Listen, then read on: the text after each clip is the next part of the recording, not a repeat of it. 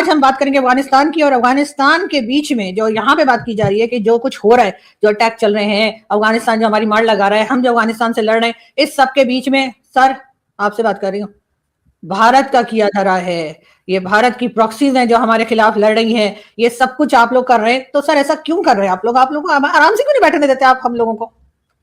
अब तो हमें भी नहीं पता चला हम क्यों कर रहे हैं, क्योंकि आप बोल दे रहे हैं तो हमारे ऊपर सारे आपको इल्जाम लगा दे रहे हैं, तो अब आप बोलते रहिए। देखिए ये प्री इंडिपेंडेंस फिनोमिना है ना, पाकिस्तान का बनना एक अजीबो गरीब, जिसे कह लीजिए मेंटल डिरेंजमेंट का है। अगर मैं आपको इसके आंसर दूं दो लेवल पे, मिलिट्री वाले की जबान में अगर बात किया, टैक्टिकल एंड स्ट्रेटेजिक। टैक्टिकल क्या है भाई? जो आपने अटैक किया उनके डिस्ट्रिक्ट में और 80 लोगों को मारा, आपका चार्ज ये था कि टीटीपी जो है वो पाकिस्तान में आतंकवाद कर रही है, विच आई फेल टू अंडरस्टैंड। मेरे हिसाब से पाकिस्तान का ये चार्ज उसके हिपोक्रेसी, मुनाफिकत या दोगलेपन को सीधा सीधा दर्शाता है। पूछे क्यों? क्योंकि आपने इसी चीज की लड़ाई लड़के तालिबान को बनाया, और आपने इसी चीज की लड़ाई के लिए कि वहां पे एक इस्लामिक सरकार आएगी, आपने वहां की जो गवर्नमेंट थी गनी साहब की और दूसरी गवर्नमेंट, उसको आप हटा दिया आपने वहां से। तो आज जब वो चाहते हैं, मैं कहता हूं मान लीजिए टीटीपी अफगानिस्तान से आ रही है, मान लीजिए टीटीपी अफगानिस्तान से आ रही है, हालांकि उनका तो चार्ज ये है कि भाई सारा एरिया बंद है, जो आप हमारे ऊपर लगाते थे कश्मीर में कि भाई इन्होंने इतनी बड़ी फेंसिंग कर रखी है, और दो लेयर की फेंसिंग है, एक फेंसिंग के बाद 500 मीटर का वो है, फिर दूसरी लेयर ऑफ फेंसिंग है, तो कैसे आदमी आ जा सकता है? ये तो देखिए लॉ ऑफ कर्मा। यही सेम चार्ज आज अफगानी आपके ऊपर लगा रहे हैं कि अगर आप ये बोल रहे हो कि टीटीपी जो है वो आपके घर में आके हमला कर रही है, तो कैसे कर रही है, जबकि वो जो इलाका है, जो स्पिन बोलदा क्या जो भी आपका इलाका का नाम है, उस जगह पे वहां पे तो कोई ट्रांजैक्शन या ह्यूमन इंटरेक्शन हो ही नहीं रहा है, तो ये पहुंच कहां से रहे हैं आपको? तो देखिए, अब आप ये बोलिए ये भारत ने करवा दिया, मतलब हम इस्लामिक रिपब्लिक अफगानिस्तान के ऊपर हम चढ़ बैठे, मतलब हमने उनके इस्लामिक माइंडसेट को वो करप्ट कर दिया है। तो ये सब बातें अब आपकी थ्योरी फेल हो रही है। मैंने बार बार कहा पॉलिटिकल साइंस आप पढ़िए वापस से जाके, आप एज अ स्टेट फेल हो गए, आप इंटरनली फेल हो गए, एक्सटर्नली फेल हो गए।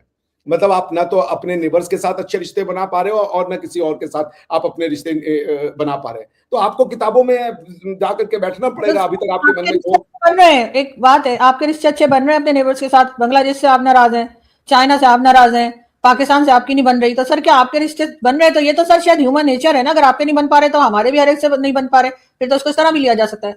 बहुत ही गलत एनालिसिस है आपका। जो इस्लामिक है वो आपका उम्मा है, वो हम बांग्लादेश के साथ उम्मा नहीं डिक्लेयर करते। उम्मा का चुम्मा आप ले रही हैं अफगानिस्तान और ईरान के साथ। हम नहीं करेंगे बांग्लादेश, बल्कि बांग्लादेश आपका उम्मा है, तो हमारा तो वो दुश्मन हुआ, क्योंकि तो पाकिस्तान है, वो एक्स पाकिस्तान है ना भाई वो। तो ये एनालिसिस ही आपकी गलत है कि वो हमसे नाराज है, वो तो आपके साथ दोस्ती। तो हम भी तो एक्स हिंदुस्तान है ना, हम भी तो एक्स हिंदुस्तान है, अगर वो एक्स पाकिस्तान है तो कुछ लिहाज ही कर लीजिए हमारा। आपकी किताबों में लिखा है कि वो एक्स पाकिस्तान है, वो तो जमात इस्लामी बार बार कह रहा है पाकिस्तान जिंदाबाद, हम तो पाकिस्तान को पसंद करते हैं। आप क्या पे कहेंगे हिंदुस्तान जिंदाबाद, हम भारतीय, हम इंडियन है? आपकी किताबों में पढ़ाएंगे? वो तो जमात इस्लामी आपके फेवर में वहां पे रैलियां निकाल रही है, उनके आर्मी के, और वो दोनों मिलकर के बैठे हुए हैं आपस में। अभी फकर भाई बता रहे थे कि उनके नेवी वाले चीफ आ रहे हैं, आर्मी के चीफ आ रहे हैं, तो कंपैरिजन तो लाइकवाइज कीजिए ना। बांग्लादेश के अलावा किसके साथ हमारी लड़ाई है, झड़प हो रही है? बांग्लादेश के साथ हमने कब लड़ाई लड़ी है? अरे सॉरी, नेपाल के साथ कब लड़ाई लड़ ली हमने?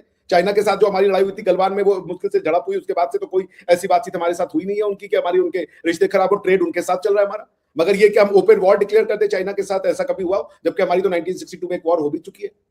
तो पॉइंट ये कि आपका जो है नेबरहुड वो इस्लामिक उम्मा के नाम पे बना हुआ है। हमारा जो नेबरहुड है उसमें कोई एक वो कोहेजन नहीं है, हम सिर्फ डेमोक्रेसी है, बाकी हमारे आसपास सारे नॉन डेमोक्रेटिक कंट्री है।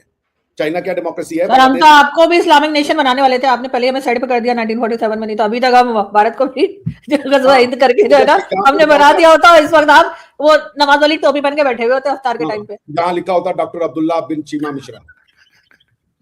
ऐसा कुछ अगर कुछ डॉक्टर साहब को आप जवाब देंगे ये क्या हो रहा है कि वो बार बार पाकिस्तान भारत का नाम क्यों ले रहा है? एक मैंने क्वेश्चन क्या पूछा कि फकर भाई मुझे जवाब देंगे, मैं बस इतना कह रहा हूँ कि आप जो भी कीजिए ये प्रॉब्लम एक है, बस मैं कह के चुप हो जाऊंगा। उसका नाम है कि आपकी अफगानिस्तान की, आपकी भारत की लड़ाई में आप कॉमन है, आप बेसिक जो ट्रांजैक्शन है उसको समझ नहीं पा रहे हैं।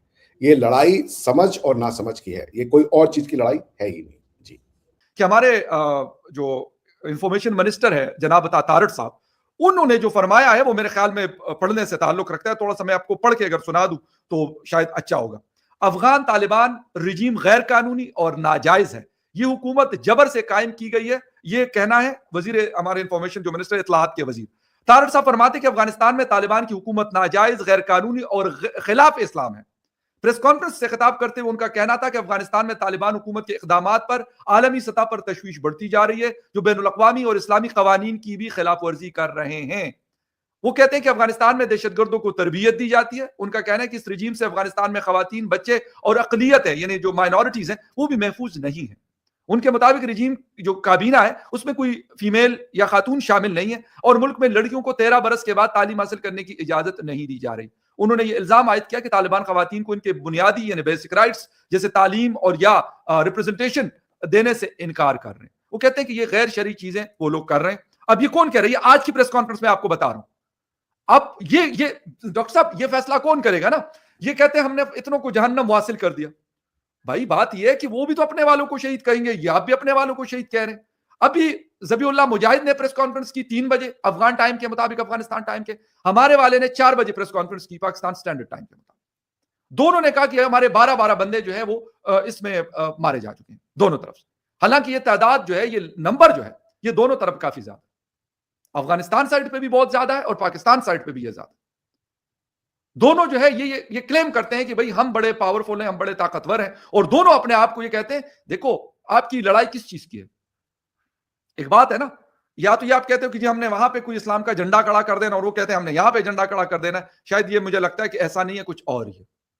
अपने अपने स्टेक्स हैं जिसके ऊपर ये जंग चल रही है। लेकिन नुकसान किसका हो रहा है? एक आम पाकिस्तानी का, एक आम अफगानी का। आज से 4 दिन पहले एयर स्ट्राइक की गई। 18 सिविलियन जो बिल्कुल उनका शायद कोई ताल्लुक नहीं था, जिसमें बच्चे और खवातीन शामिल थे। मेरे ख्याल में उनका किसी भी तरीके से कोई जस्टिफाई नहीं कर सकता, ना मैं एज ए पाकिस्तानी करूंगा, ना एज ए जर्नलिस्ट करूंगा। वो एक चीज आई, ठीक है, हुआ। अब हमारे शाहिद खान अफरीदी साहब, आज उनका मतलब एक फरमान सामने आया है। वो फरमाते हैं कि जी देखिए मुकद्दस महीना है रमजान का, इसमें अफगानिस्तान ने पाकिस्तान पे अटैक किया। तो अभी जब 4 दिन पहले पाकिस्तान ने स्ट्राइक की, तो क्या वो रमजान नहीं था? वैसे तो इंसान की हुर्मत जो है, मेरे ख्याल में ह्यूमैनिटी जो है, इंसानियत, उसका रमजान से या बगैर रमजान की कोई ताल्लुक नहीं है। क्या अगर रमजान नहीं हुआ तो इंसानियत खत्म हो जाएगी?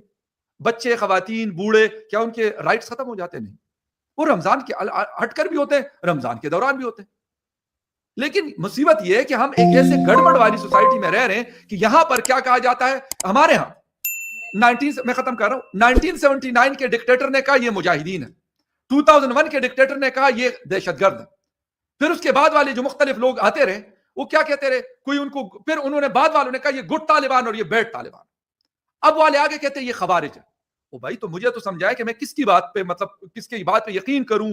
ये कहते हैं जी कौम कड़ी है, कौम लेटी हुई है, कौम बैठी हुई है। सरकार, हमें तो आपने कंफ्यूज किया हुआ है ना, हमें तो समझ नहीं आती कि हम क्या समझे, क्या कहें, क्या ना कहें।